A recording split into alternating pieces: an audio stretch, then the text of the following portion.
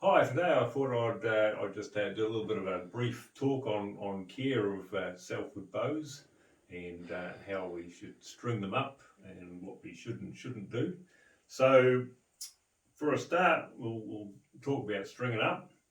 The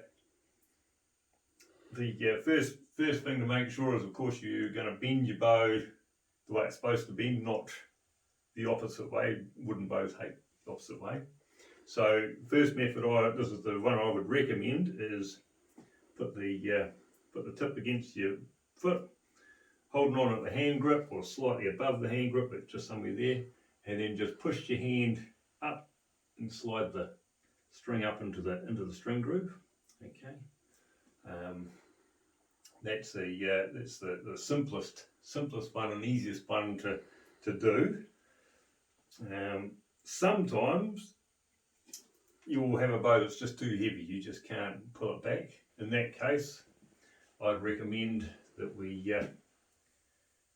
use a stringer. So this one here, you just slip it over onto the bow limb there. That one there will go onto your bottom knock. And all we're going to do there is stand on that string and then just lift up and slide that into its place, okay? And then release. And so that's all strung up. So that's a real nice, good way, bends both limbs nice and evenly when you're doing it. The only problem is what happens is 9 times out of 10 you put this down on the ground and then you wander off and then suddenly you realise that you've just lost your stringer. So if you can do it this way, then that's the way to do it, I believe. Now, you will get people saying, oh, the another way you can do it is stick through the bow like this and string it up. Now, I don't recommend this technique at all. The problem is normally people sort of start just bending that bottom limb around their leg, and this one doesn't bend much at all. So you overstrain the bottom limb and it'll change shape, it'll go out of tiller, it'll do all sorts of funny things. If you were going to do it, you have to bring it right up high so that you're actually bending it at the handle. But that one there I don't like seeing done at all. You can get away with fiberglass ones, but wood bows, not so good.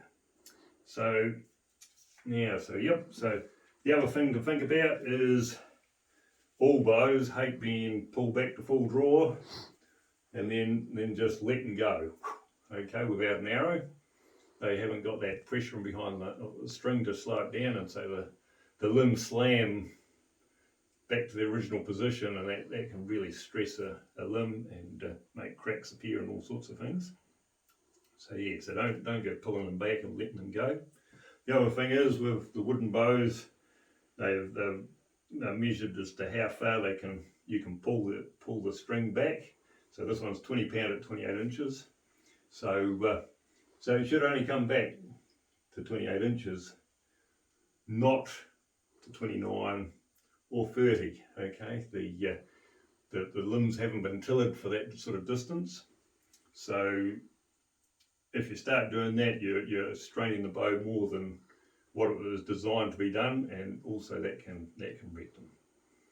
So any other things there, Nick, that I should brief them on, the things that can go wrong? I suppose, yeah, not leaving the bow strung up all the time. So you're finished with your bow for the day, don't just hang it up strung up. Make sure you always de-string it, just let the wood relax. Once again, otherwise it puts too much stress on the bow wood itself. Yes, that's right. So yeah, and of course if you get it wet, dry them down before you put them away. But that's pretty well it, isn't it? Yeah.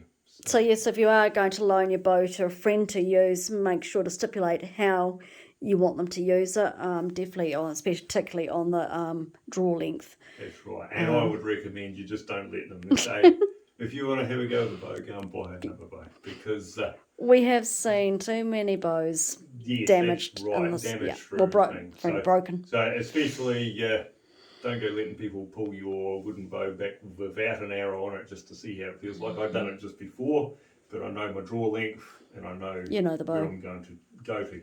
Whereas somebody else is going to pull it back and go, oh, you know, oh yeah. Which brings me to another point. Okay, so a bow at full draw is 7/8 broken. Okay, if you remember that one, you can say 9/10 if you want to, but 7/8 was back in the good old days.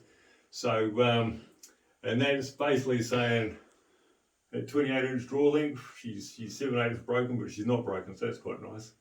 But Take a little bit further. 29, 30, suddenly it's going to be a broken bow. Bang. So you always remember that you'll find out exactly how far your bow can pull back at exactly the same moment as you don't have a bow anymore.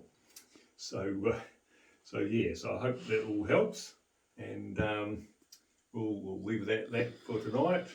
I'm going to have a go at doing a medieval arrow, making one up, just a few ideas there, a few techniques. So I thought I might share that with you, and we'll see how we go. But anyway, keep it up the good work out there. Don't go doing any work, of course, because you're not supposed to. Just have fun and play. Okay, we'll see you later.